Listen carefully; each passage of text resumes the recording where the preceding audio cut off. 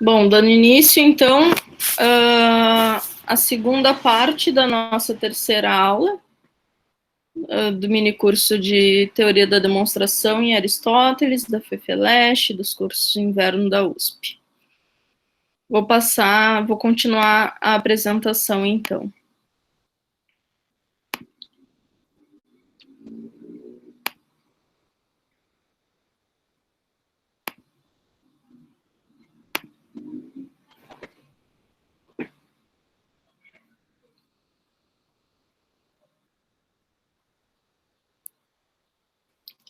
Acho que agora foi, né? Estão vendo a tela?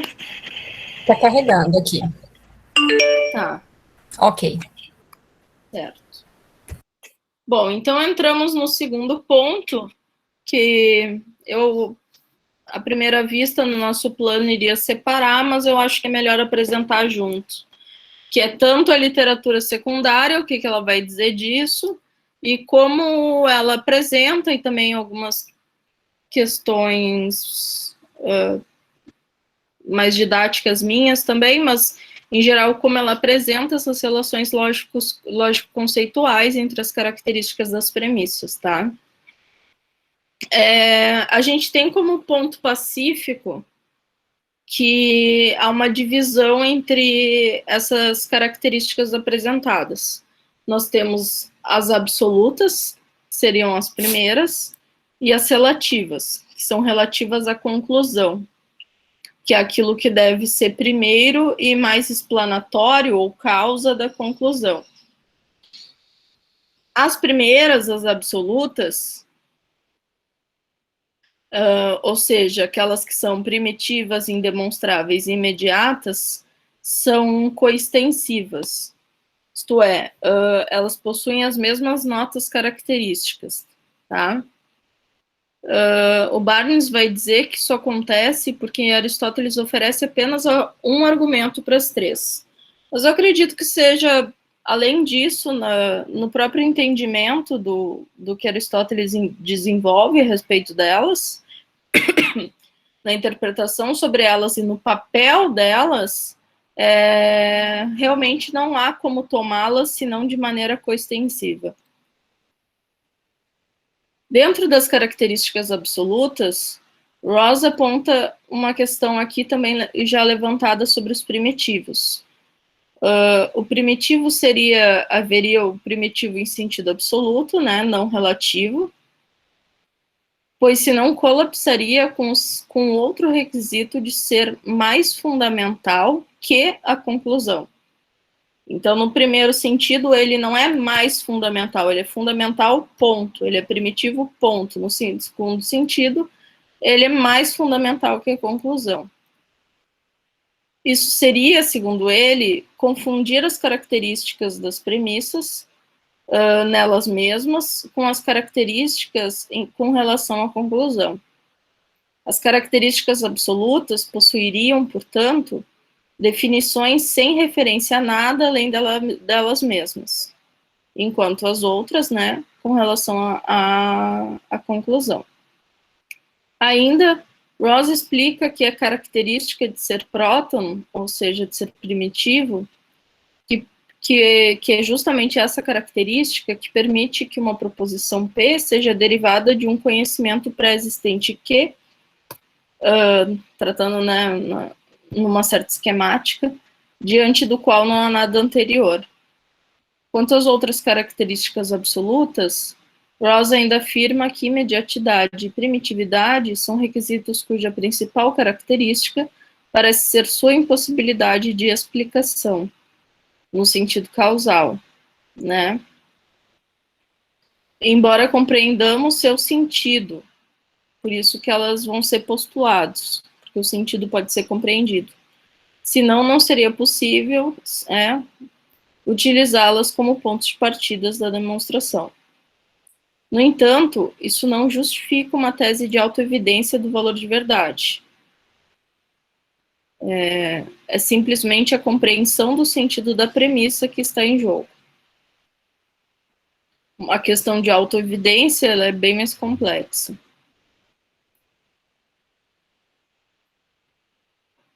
Esses requisitos, às vezes, parecem carregar poucas diferenças entre si, entrelaçarem-se e não formarem requisitos formais, né, ou diferenças formais, capazes de serem avaliados por si só. Ross afirma que, quanto às últimas características, ser mais cognoscível, anterior primeiro e causa da conclusão, elas parecem se reduzir a duas. O fato estabelecido na primeira premissa é causa do fato da conclusão, e disso, fato, ele está chamando a atribuição, né? E disso, obviamente, se segue que ele é primeiro em relação a ela. Também disso se segue que, no segundo ponto, né, disso se seguiria que serão mais conhecidos em si mesmo. Então, haveria apenas duas questões aí, e não três características. A razão que Ross mantém para esse último caso e sua relação com o primeiro é que, se possuímos a demonstração que prova que um atributo pertence ao outro, ou seja, uma demonstração qualquer, né, torna-se naturalmente evidente a nós que o ponto de partida da demonstração, ou seja, o fato estabelecido na primeira premissa, é mais cognoscível em si mesmo. Enquanto Ross deriva uma noção da outra, o Barnes dirá que elas parecem ser idênticas. Se A, ele está tomando A como um sujeito qualquer, tem uma demonstração de P, então A conhece P, e então sabe, então conhece a sua causa. Então conhece a causa de P, né? Se há apenas conhecimento necessário para haver demonstração é o conhecimento dos princípios para que P seja dedutível, então os princípios devem conter a explanação ou a causa de P.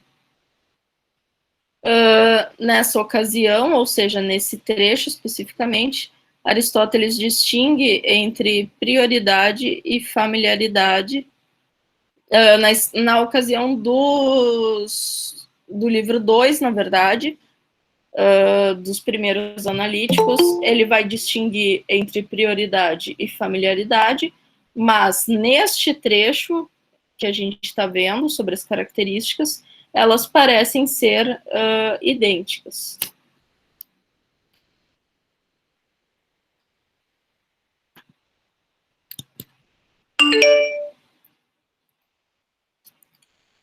Então, olhando para a cognoscibilidade mais detalhadamente a partir dessas leituras, a interpretação do Barnes vai ser, então, que a cognoscibilidade é sempre relacional, o que nos leva a ter dificuldades em compreender, em última instância, como algo pode ser mais cognoscível em si.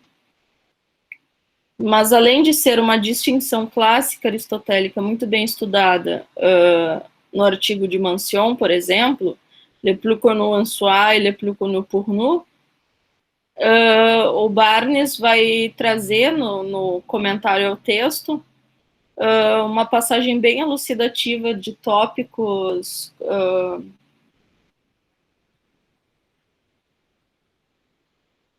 aqui dos tópicos, desculpa, perdi onde eu estava lendo, sobre essa questão, né, que ele vai dizer que o gênero e a diferença, tópico 7.4, que o gênero e a diferença, eles vão ser também mais familiar que a espécie, por exemplo. Porque se a espécie é apreendida, então é necessário que o gênero e a diferença sejam apreendidos também.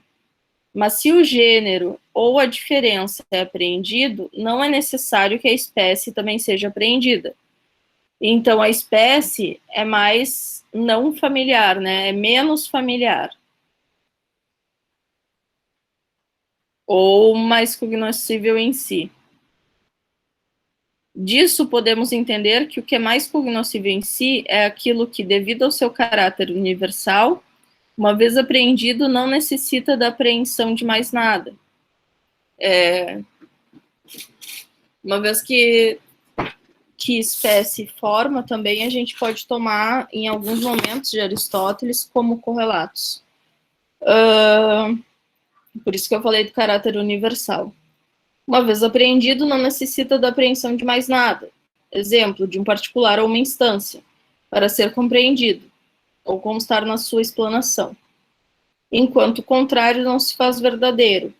A espécie precisa da apreensão do gênero da diferença para ser cognoscível, mas isso não quer dizer que ela seja totalmente não familiar ou não cognoscível, né? Apenas que seja mais cognoscível para nós na experiência sensível e não na definição. Isso demonstra, portanto, a conexão já mencionada entre os requisitos de prioridade e causa na demonstração com o ser mais cognoscível em si. Na verdade, obviamente, isso não esgota o assunto, é um assunto muito, muito grande. O Schultz chega mesmo a dizer que isso é completamente obscuro em Aristóteles, e Aristóteles trata em poucas linhas, mas aqui é o que a gente tenta trazer de outros textos para tentar entender, né?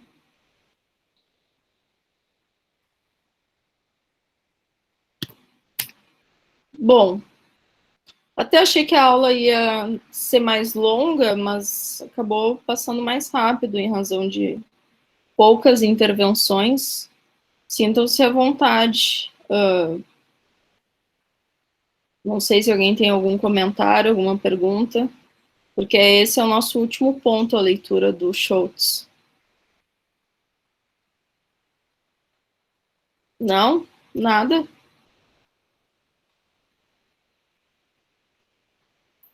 O tema da característica das características das premissas é fundamental para compreender o próximo passo a nossa próxima aula, do próximo passo do nosso curso, que é justamente a noção de materialidade que vai estar que eu vou estar opondo, né, entre necessidade formal e material, e apresentar no texto do Segundos Analíticos 1.4 a 6. Mariana, eu vou te fazer uma pergunta, na verdade, uma dúvida mais a respeito dessa posição. Porque, assim, eu tenho muito mais familiaridade com a posição do Lucas, né, com o pessoal que Claro. faz essa noção de uma axiomática, então ainda estou tomando um pouco de conhecimento, tentando entender mais ou menos o panorama dessa posição de vocês. Uma dúvida que eu fiquei foi o seguinte: como que vocês tratam a questão da construção? Quem são vocês? Vocês que eu estou pegando assim, você está trabalhando com uma linha que vem ali do Rawls, do Barthes. É considerada a leitura canônica, um pouco mais antiga, né? Exato. Então, assim, eu vou dizer que você está trabalhando um pouco mais com essa leitura, então vocês nesse sentido de que defendem essa noção de uma axiomática, de um domínio restrito da ciência. De uma finitude da ciência, né? Uma finitude.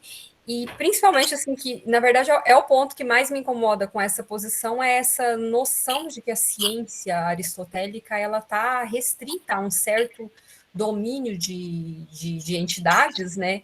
Muito mais restrito do que outras posições vêm a defender mais recentemente. Claro. Que inclui até, e aí eu acho mais polêmico, a política e a ética também, né? Mas, sim. Então, assim, a biologia, eu sou bem favorável a defender que a biologia, em sentido que a gente tem hoje em dia, a biologia relacionada com seres sublunares, eu acho mais difícil defender que o Aristóteles não veria aquilo ali como ciência. Minha percepção é um pouco mais forte nesse sentido. Mas, considerando os analíticos, como que vocês tratam com a ideia de que ciência demonstrativa seria basicamente depois que você já tem esse conjunto de axiomas iniciais, esse conjunto de definições iniciais aí,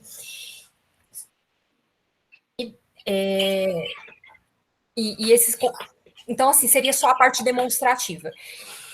Esse modelo axiomático permite você incluir o momento em que você está construindo esse domínio da ciência, o processo de construção dessas posições, o processo de uma ciência não demonstrativa que fundamenta essa ciência demonstrativa? Como é que essa posição trata esse aspecto? Essa é uma dúvida que eu tenho. Não, eu não entendi uma ciência não demonstrativa que fundamenta, tu diria noções pré-científicas, né? Noções pré-científicas. Eu estou falando de uma ciência que envolve... porque, da forma que... O que seriam os fundamentos para poder ter a ciência demonstrativa, né? Exato, porque da forma que eu sempre li ciência em Aristóteles, não sei se eu estou muito fora disso, não é exatamente a minha área, mas parece que a gente teria, no estabelecimento de um certo domínio do conhecimento, um processo que vem a própria delimitação do objeto dessa ciência, a própria definição daquilo que é o objeto de estudo, essa catalogação dessas propriedades que pertencem a esse objeto.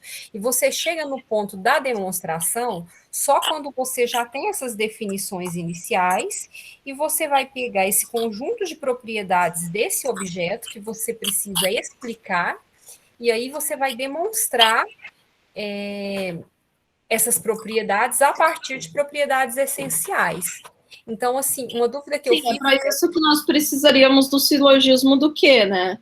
Exato. Então, como que você entende essa parte inicial? Isso seriam noções... Isso é pré-científico, isso não é parte da ciência, não é parte de uma ciência...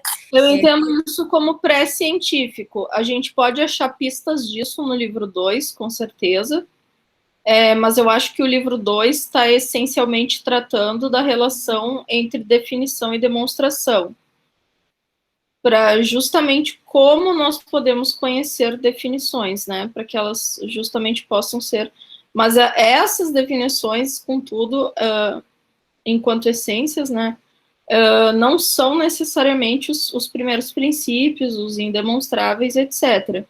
Os primeiros princípios eu leio bem na letra do texto, que é justamente o que Aristóteles vai dizer em 2,19, que a gente só consegue conhecer através da indução ou da intelecção.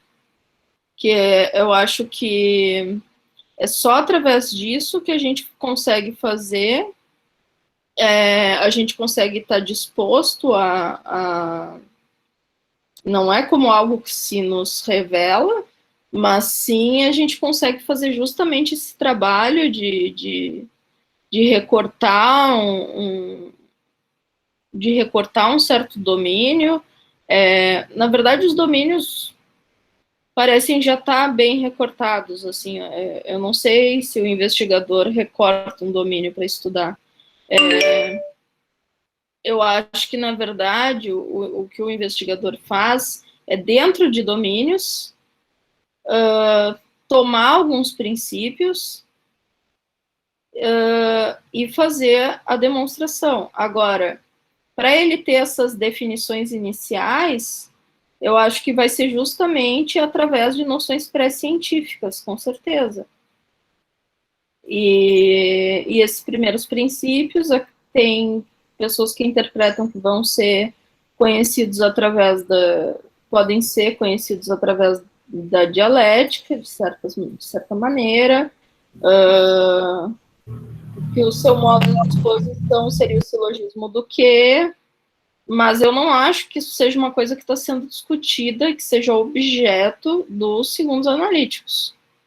Eu acho que nos segundos analíticos, eu acho que o livro 2 é uma complementação ao livro 1. O livro 1 é essencialmente sobre a demonstração, e o livro 2 estaria mostrando suas relações com as definições. E como a gente pode conhecer essências através delas, mesmo sem poder demonstrá-las. E, além disso, e como indício para isso, eu gosto muito daquele texto do Brunschvig que eu apresentei, mas principalmente o início dos primeiros analíticos, que diz, o nosso objeto aqui é a demonstração e a ciência demonstrativa. E no início de 2.19, dos segundos analíticos, Aristóteles vai dizer novamente, então agora que tratamos do que é a demonstração e do que é a ciência demonstrativa, vamos falar dos primeiros princípios e como são apreendidos, e daí ele fala muito brevemente sobre isso. Mariane, isso está relacionado com a pergunta da Cristiane também. Eu não sei se eu estou falando bobagem, mas se eu não estou enganada, na física ele não diz que ele não vai argumentar em defesa da existência dos princípios que fundam esse gênero de conhecimento, porque eles deveriam poder ser reconhecidos por todos. Ele não os trata como se fossem evidentes. Exatamente, eu não lembro exatamente onde, mas sim. Ele diz. Eu estou me referindo a esses princípios que fundam os domínios das ciências, né? Que, se eu entendi, foi o que a Cristiane perguntou, né? A Cristiane perguntou duas coisas, na verdade, pelo que eu entendi, que seria aquilo de que se parte a definição, de que se parte a demonstração, e aquilo e fazer o recorte do domínio, né? Acredito que o recorte do domínio nunca seja feito por aquele que investiga, e que seja algo que já é dado, mas que a gente pode fazer essa espécie de silogismo pré-científico. Silogismo do quê? Mas ele vai nos ajudar só na medida que nós vamos encontrar algumas definições a partir daí. Pelo menos é o que eu entendo. Mas esse ponto aí eu não lembro onde exatamente. Eu sei que eu tenho quase certeza que é na física, mas eu acho que é lá para Física 4, não é? Eu acho que é na física, mas eu não sei onde exatamente. Eu não lembro onde. Eu vou dar uma procurada, porque me interessa. Pois é que eu fiz um curso com Zingano, e eu lembro que a gente leu essa passagem, e era bem isso, assim, Aristóteles dizia, não, eu não vou... Ele tratava com um certo desdém, assim, tipo, eu não vou argumentar aqui em defesa da existência de um domínio. Isso. Porque todos deveriam poder reconhecê-los, né? Sim. Porque o que é reconhecer um domínio? É reconhecer um recorte do ser. É reconhecer um ente enquanto alguma coisa. Isso. E no caso ali eram os entes naturais, né? Exatamente. Se eu reconheço o domínio sublunar, eu estou reconhecendo o ente enquanto natural, né? Se eu reconheço o domínio da matemática, mais especificamente, né, da geometria, eu estou reconhecendo o ente enquanto geométrico, ou enquanto aritmético, ou enquanto astronômico, ou enfim. Nesse caso, você acha que isso equivaleria a dizer que esses princípios são autoevidentes? Isso eu já acho um problema. Eu acho que a tese da autoevidência dos princípios, ela é bem problemática. Eu nem coloquei essa questão aqui porque eu não me posiciono em relação a ela, assim. Eu já li algumas coisas sobre, mas eu acho que tratar como autoevidência é bem complexo dentro do... Talvez haja autoevidência no sentido da intelecção, mas a indução não vai ser autoevidente, não vai ser autoevidente para os princípios, né? Isso vai entrar, vai ter um problema dentro do domínio das faculdades, né, para Aristóteles, do que a gente vê em De Anima, por exemplo, em De Anima 3, sobre o pensamento e tal. Nas nossas faculdades, eu acho que é difícil, a autoevidência seria algo que seria passível só daquilo que é contemplado, né, da contemplação, do nous, ou da intelecção, como preferir. Mariane, puxando o gancho da física, então, assim, conforme essa visão, uma obra conceitual como a física, né? Onde ele está, tipo... A impressão que a gente tem é que ele está construindo o arcabouço teórico que vai fundamentar uma ciência demonstrativa relacionada... Vamos supor, você não acredita nem que teria ciência no domínio da física, então, posteriormente, uma ciência demonstrativa posterior àquela discussão conceitual que ele faz, então... Não, eu acho que há uma discussão conceitual, e eu acho que dialeticamente, na maior parte dos argumentos, ele está fundamentando esse arcabouço conceitual. Mas eu acho que não há demonstrações na física. Ok. Não, ali não há, com certeza, mas você acha que aí esse arcabouço conceitual... Para aplicar, eu diria... Não poderia, por exemplo, ser aplicado no domínio de uma ciência demonstrativa posteriormente pela própria natureza do objeto? Isso seria uma impossibilidade nesse sentido? Lendo nesse sentido, eu acredito que sim. Ok. Nesse sentido mais canônico, né? Não tenho certeza também, mas... não tenho certeza, digamos que eu estou dizendo que eu posso vir a pensar de outra maneira, tá? Daqui a um ano vocês me perguntem.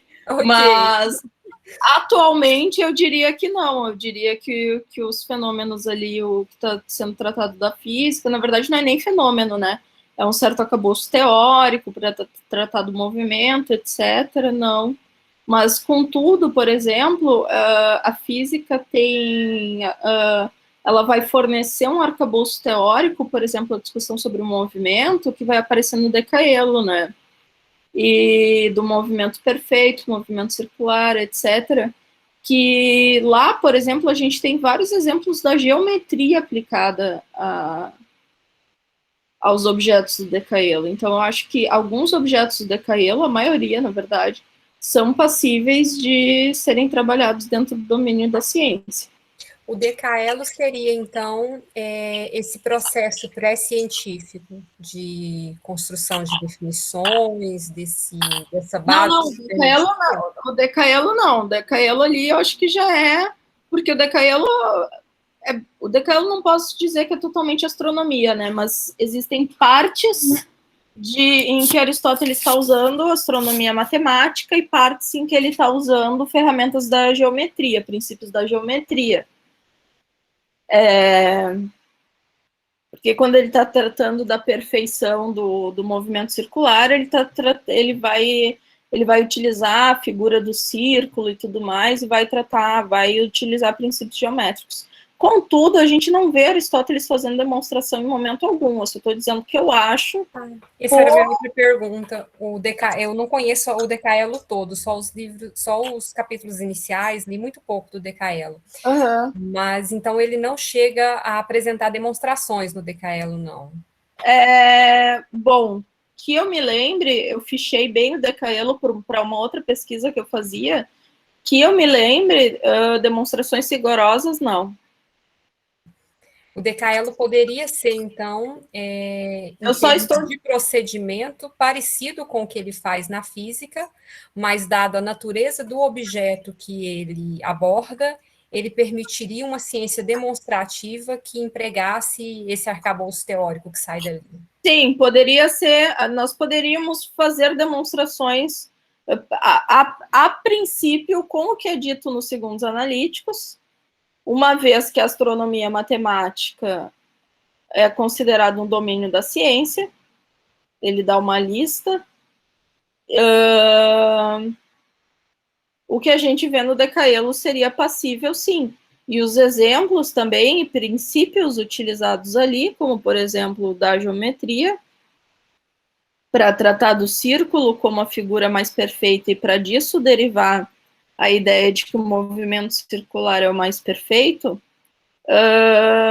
me parecem questões que poderiam estar compreendidas em demonstrações e na ciência demonstrativa. Contudo, eu não lembro se alguma demonstração é feita lá, de fato. Assim, a rigor. Essa é uma curiosidade que eu tinha, porque eu tenho conhecimento só do livro inicial do Decaelo, então eu não saberia também. É que eu comecei um doutorado sobre astronomia em Aristóteles, então eu trabalhei bastante com Decaelo. E eu comecei na França, na verdade, daí acabei não ficando lá por motivos pessoais. Mas daí o Decaelo eu já não lembro muita coisa, óbvio, mas foi um texto com o qual eu tive bastante proximidade, assim. Até tem um artigo sobre isso, se alguém tiver interesse. Não é especificamente sobre ele, mas é sobre a discussão entre os entes matemáticos da metafísica e algumas questões do Decaelo e tal, e metafísica lambda, que fala que a ciência mais próxima da filosofia primeira, isso é muito estranho, para explicar o primeiro motor imóvel, é a astronomia. E daí eu tento responder por quê, né? Mais alguma coisa, meninas? Eu não sei, até o fim do curso acho que eu vou conseguir convencer a Cristiane. Não, Cristiane, eu tô brincando, mas eu acho que é legal apresentar, então, uma visão alternativa às tuas leituras para que a gente possa discutir, né? Eu acho que isso só gera crescimento do... Eu acho assim, é aquela história, eu nem sei se eu tenho um cavalo nessa corrida, na verdade, porque eu acho que para o ritmo que está meu estudo nesse momento, que é na área de ética, você tem sim uma linha interpretativa forte, que é teoricamente até a dominante no momento, exatamente, que é essa tendência em defender um método científico, a possibilidade de uma investigação com metodologia científica no domínio da política e da ética, né? Ética sendo política, né? Eu vejo o ápice disso naquele artigo do Alan, que tenta achar uma cadeia pelo menos dedutiva, mas eu acho que ele chega a dizer até demonstrativa, na ética eudêmia inteira, basicamente, nos primeiros 2 livros. Eu não tenho uma posição sobre isso exatamente ainda, eu estou no processo de construir conhecer o tema, né?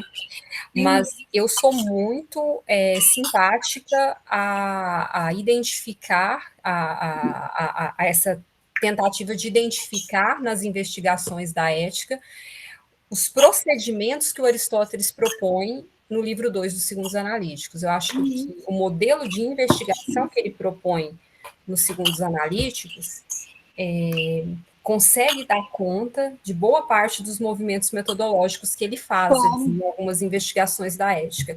Isso é até onde eu vou nesse momento. Mas o que tu pode separar é justamente isso, algumas questões metodológicas utilizadas ali, mas cuidado com tratar o que está sendo o propósito geral do livro dos Segundos Analíticos, sabe? Sim. E tratar de maneira como tem uma tendência contemporânea, inclusive com a qual simpatizei muito no início e depois me distanciei, de tratar o livro 2 como uma mudança brusca e totalmente e absoluta, assim, do Aristóteles, né? Pelo pouco que eu conheço, eu considero que eu conheço muito pouco, segundo os analíticos, eu não enxergo essa mudança brusca. Eu não acho que existe um problema entre você conectar os 2 livros. Eu só acho que tendo a olhar para o livro 2 e achar que ele tem um bom essas ferramentas, boas ferramentas, um bom arcabouço que dá conta também desse processo que vocês tratam como pré-científico, sabe? Da gente construir o domínio, construir esse arcabouço teórico dentro de um certo recorte científico, dentro de um certo domínio da ciência. Então, eu acho que tem coisas ali que permite que você olhe para a física, para o Decaelo, para partes dos animais, e ache, poxa, o Aristóteles está entregando isso daqui nesse momento da investigação. Agora, eu não tenho conhecimento suficiente para defender ainda se isso Mas eu acho que tu pode dizer que alguns tipos de argumentação, ou algumas questões metodológicas, independente, tu não precisa comprar a teoria inteira para dizer que algumas questões metodológicas podem ser usadas em outros momentos. E é possível que ele esteja empregando esse modelo de investigação e que ele seja produtivo, independente se a área que você está trabalhando pode ou não ser objeto de ciência.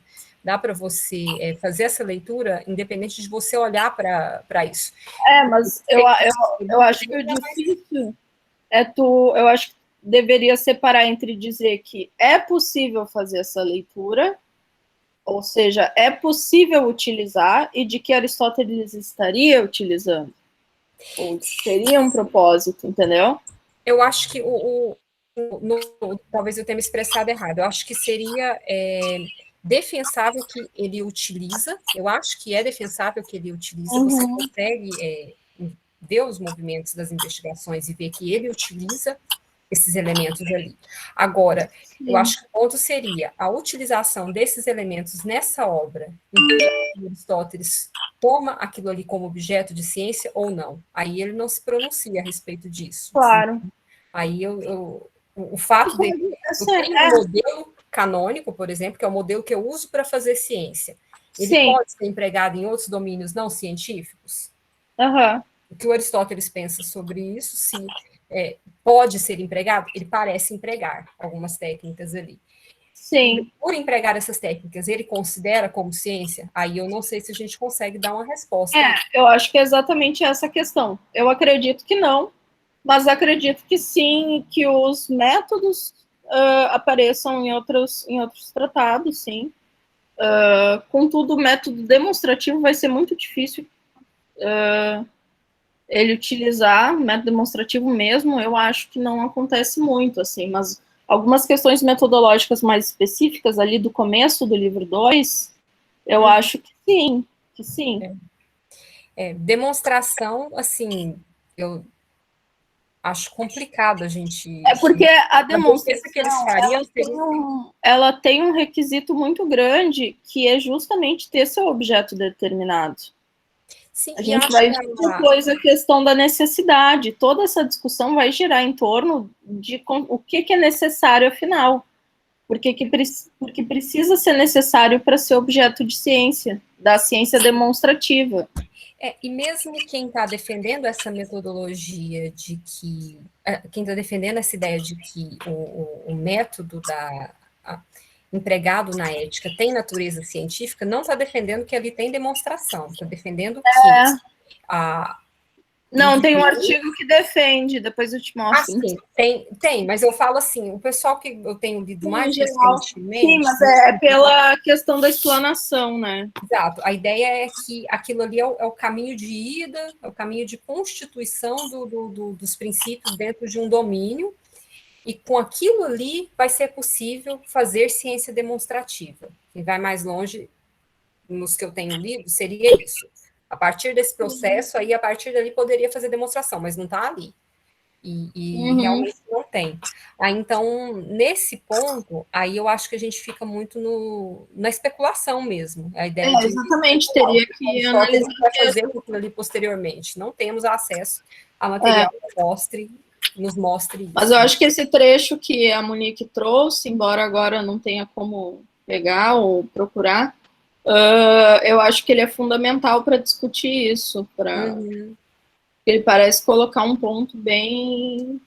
E é um texto que está próximo ali, relativamente próximo, temporalmente, pelo menos do que a gente tem estabelecido, da discussão dos analíticos, né?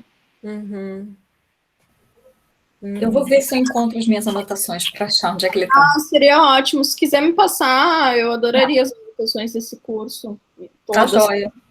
Vou localizar aqui nos meus arquivos. Tá.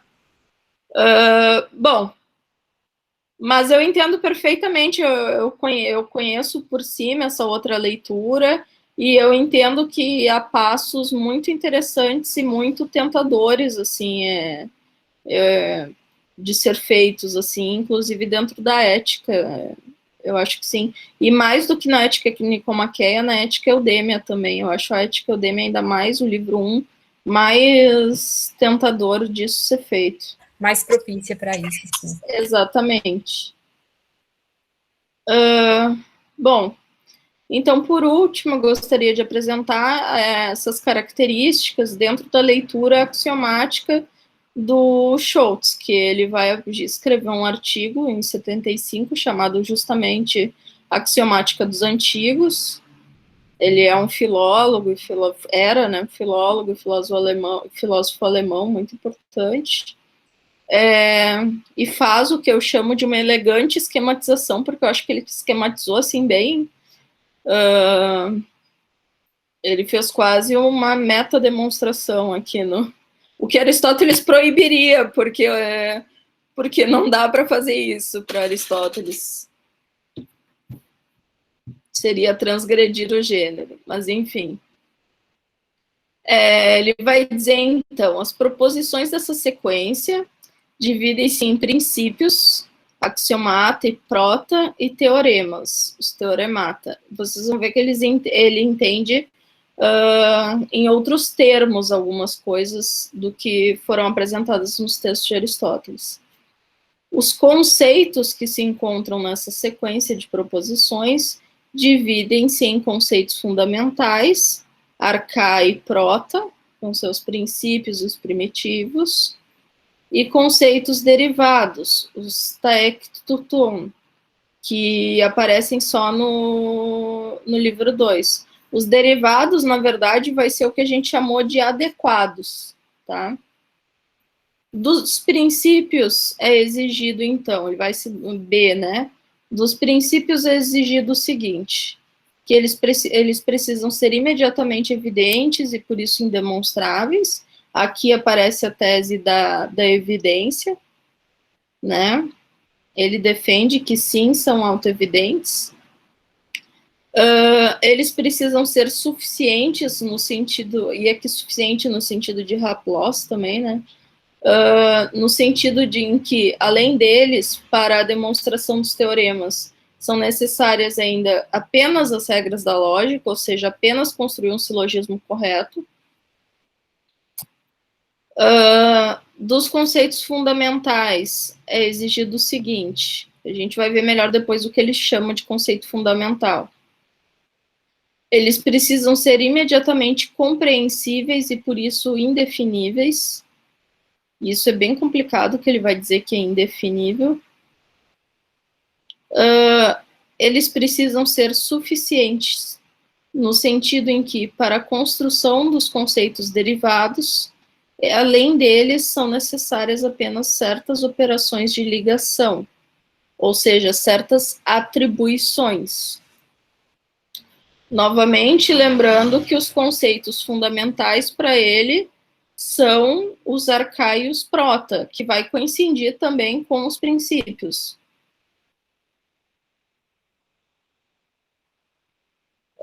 Por último, ele diz, para não alterar essa bela simetria e protelar o mais possível a discussão da parte mais obscura da axiomática aristotélica, formulemos apenas agora a terceira exigência aristotélica relativa aos princípios. Eles precisam ser afirmações de necessidade. E isso nós veremos na próxima aula. Bom, só uma questão. À primeira vista, pelo ponto B2, seria que eles precisam ser suficientes, são necessárias apenas as regras da lógica. Pareceria que o Schultz não considera a relação material dentro desse esquema. Mas a gente vai ver depois que ele considera, sim, que há uma maneira de explicação pela causa adequada. E ele ainda vai dizer, né, que, além disso, não é preciso mais nada, só as regras da lógica, ou seja, a materialidade está dada pelos princípios, e tendo isso, só é necessário construí-los em um silogismo correto, em um silogismo de primeira figura, ou seja, seguindo as regras da lógica. Ele tem uma terminologia bem diferente, assim. Opa. Para justificar tal esquema e tal leitura, ele vai apontar, então, a passagem de 71b16 e as outras passagens do bloco 1, 19, 22, que a gente já viu, né? Em 71b16, Aristóteles afirma, isso já foi visto na segunda aula, assim, se se há conhecimento simplíster ou haplos de algo, é impossível que seja de outro modo. É impossível que isso seja de outro modo. Ou seja, seria a segunda cláusula, né, relativa à necessidade. Eu vou mostrar depois para vocês, vocês podem ter visto, se vocês leram o artigo indicado do professor Angione, que ele entende de uma outra forma, né, como isso dizendo respeito, ainda sendo uma subcláusula da primeira cláusula, que a questão causal não pode ser de outro modo. Mas aqui, eu vou mostrar na aula que vem para vocês, também a partir do texto do professor Porchat, como a gente pode entender isso como os tipos de predicados que estão sendo usados, lá no capítulo 4, os predicados catal-tal, os predicados per se. Bom, como já sabemos, a segunda condição para o conhecimento é a segunda condição para o conhecimento haplos, né?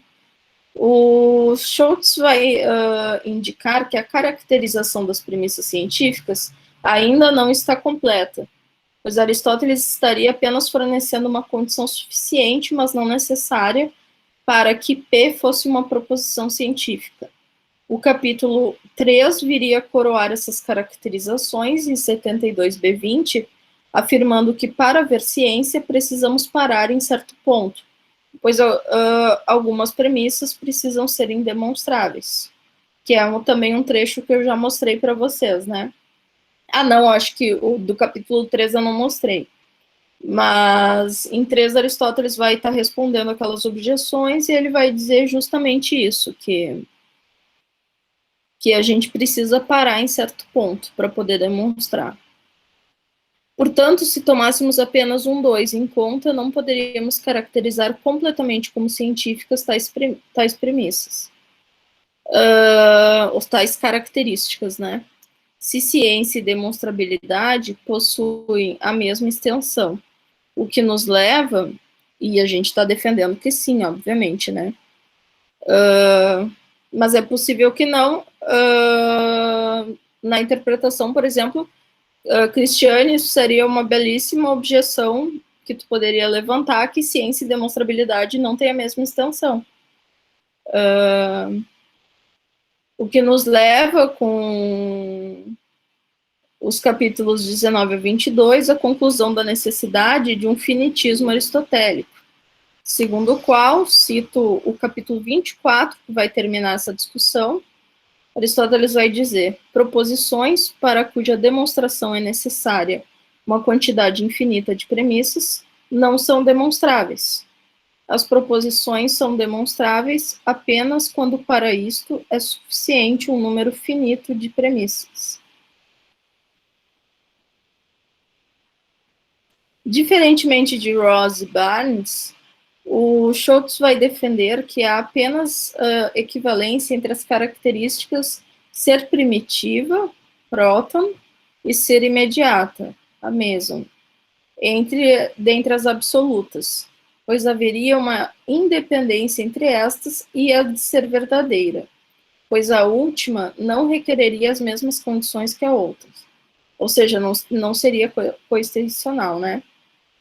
Inúmeras proposições podem ser verdadeiras sem serem imediatas, por exemplo. Como a própria conclusão de uma demonstração, ela é verdadeira, ela não é imediata. As absolutas seriam ainda condição de possibilidade para as relativas, dentro daquela divisão que a gente viu, uma vez que sem as primeiras não há formação ou ponto de partida para a demonstração. As primeiras vão ser justamente o que embasa a ideia de princípio, né? Dado que a demonstração parte justamente dos itens imediatos e indemonstráveis. Esse último ponto irá fundamentar a interpretação do método demonstrativo como axiomático pelo Schultz. Ele afirma que, a partir dessa leitura, podemos interpretar o texto de 1.2 da seguinte forma, cito: então é necessário que toda ciência, enquanto ela é uma sequência de afirmações demonstradas, nasça de verdades fundamentais ou imediatas, por conseguinte, de verdades que são mais evidentes e encontradas anteriormente a qualquer afirmação demonstrada. A noção de causa adequada ou explanatória, segundo Schultz, que na verdade ele não vai chamar dessa forma no texto, ele vai chamar de condições suficientes do conhecimento, vai ser dada da seguinte maneira. Vai ser dada por dois postulados que ele formula. O postulado de suficiência, que é a definição do papel da causa no conhecimento científico, em 1.2, de que conhecer é conhecer pela causa em virtude da qual o objeto se diz, e o postulado de homogeneidade, que é a circunscrição de que os princípios e teoremas de uma ciência restringem-se ao mesmo domínio de objetos. Neste caso, o segundo postulado estaria a serviço do primeiro, na medida em que a causa apropriada seria aquela que explica uma relação apropriada entre um princípio determinado, esse princípio que já é dado, né, dentro do domínio, e aquilo que dele é deduzido dentro de um domínio específico de conhecimento. Algum atributo deduzido, enfim, alguma relação, né, entre atributos deduzidos dentro desse domínio específico. Bom, a especificidade, então, do sistema aristotélico, segundo Schultz. Ele vai nos dizer: o sistema de axiomas do qual se fala aqui só pode ser um sistema especial. Por conseguinte, somente um sistema de axiomas diferente do sistema de axiomas da lógica, do que ele considera a lógica contemporânea da época, etc. Pois apenas para um tal sistema, Aristóteles pode exigir o mesmo gênero que as proposições das quais ele deve ser o campo de origem. Porque, ao considerar o gênero, nós já consideramos um requisito material. E se a gente considerar sistemas axiomáticos da lógica em geral, não há materialidade alguma, né, do que a gente tem contemporaneamente. Isso se deve porque os axiomas da lógica, e daí tomando também, se tomar dos princípios comuns, tomando essa discussão para Aristóteles, se a gente tomasse só os axiomas da lógica aristotélica, por exemplo, isso se deve porque os axiomas da lógica para Aristóteles são gerais demais, seriam os princípios comuns, os koinai archai, como veremos, né? A gente vai ver na aula 5. O princípio de não contradição e do terceiro excluído. São só esses dois. Eles subjazem a toda demonstração e a toda condição de possibilidade do discurso, contudo, eles não são deduzidos de forma alguma, eles não aparecem como premissas. É justamente em 1.7, com a discussão sobre a metabasis, né, como metábasis, né, a transgressão do gênero, a impossibilidade de transgressão do gênero, e o postulado de que as demonstrações de cada ciência devem ter seus princípios apropriados, que é possível entender que o tipo de sistema axiomático que Schultz tem em mente na ciência demonstrativa não é o mesmo da modernidade, nem um mero sistema probatório, pois há o postulado da homogeneidade. Ele vai dizer, por fim, então, pois é através do que seria determinado o domínio do qual se exige nessa explicação que seja identicamente o mesmo para as proposições indemonstráveis e demonstradas de uma ciência corretamente construída? Resposta: através dos conceitos fundamentais. Como estabelecido no ponto C de seu esquema, é explicado. Dos conceitos fundamentais é exigido o seguinte: eles precisam ser imediatamente compreensíveis e, por isso, indefiníveis. Eles precisam ser suficientes, no sentido em que, para a construção dos conceitos derivados, além deles, são necessárias apenas certas operações de ligação. Eu acredito que aqui o indefiníveis dele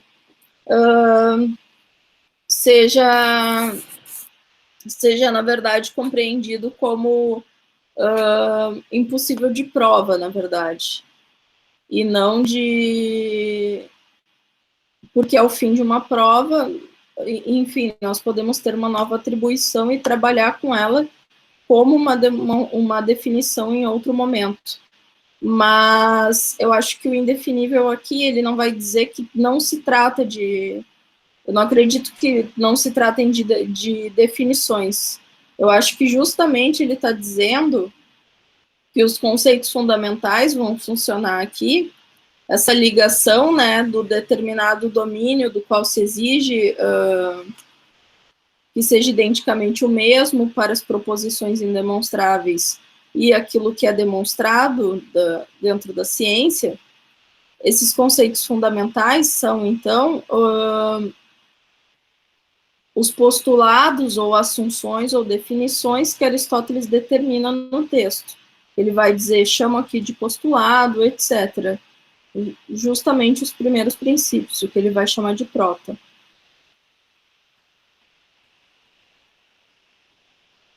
Por fim, alguns apontamentos finais que a gente viu aqui, então, um resumo. Primeiro, as características das premissas das demonstrações determinam o que chamamos aqui de materialidade, como veremos na próxima aula, consiste na consideração do conteúdo das premissas dentro da estrutura do silogismo, do conhecimento científico. Segundo, embora quase consensualmente possamos separá-las em dois grupos que facilitam a compreensão de seu papel na demonstração, é muito difícil estabelecer de modo bem determinado as conexões lógico-conceituais entre tais características. Elas compartilham de muitos requisitos em comum, e a definição de cada uma, separadamente, é tratada de modo difuso no texto aristotélico, fazendo com que seja mais fácil compreendê-las em conjuntos que desenvolvem certos papéis, como aquelas características que dirão respeito aos pontos de partida da demonstração e as que estabelecerão a conexão causal com a conclusão.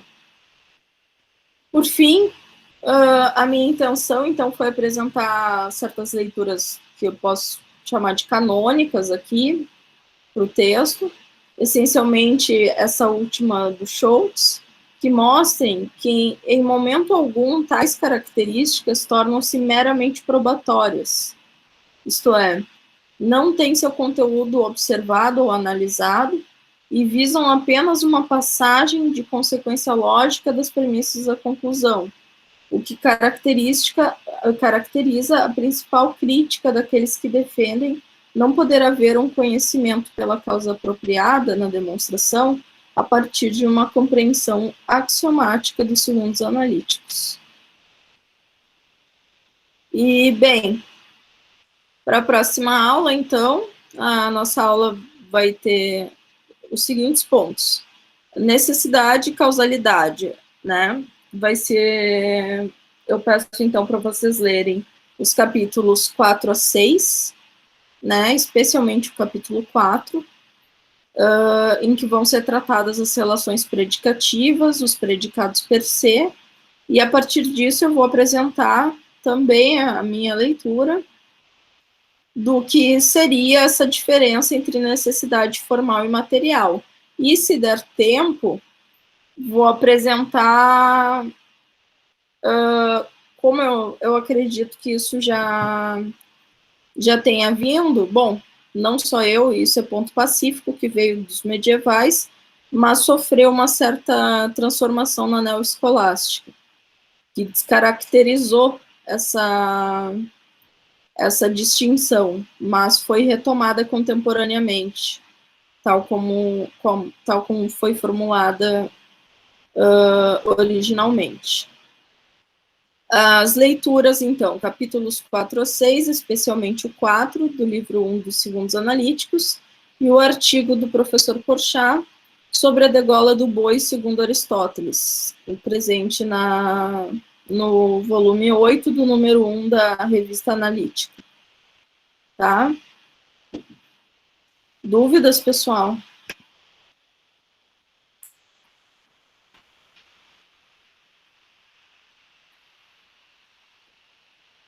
Leiam pelo menos o texto de Aristóteles, que é bem importante.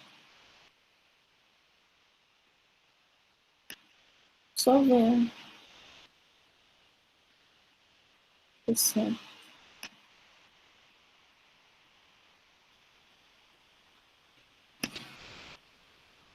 Dúvidas? Eu vou passar a lista de presença agora.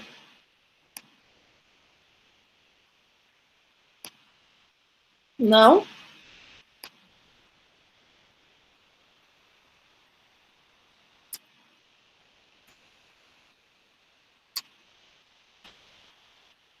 Deixa eu dar uma olhada no chat. Obrigada, Beatriz. Na verdade, as respostas são sobre coisas bem complexas. Eu tento só fornecer a minha leitura aqui.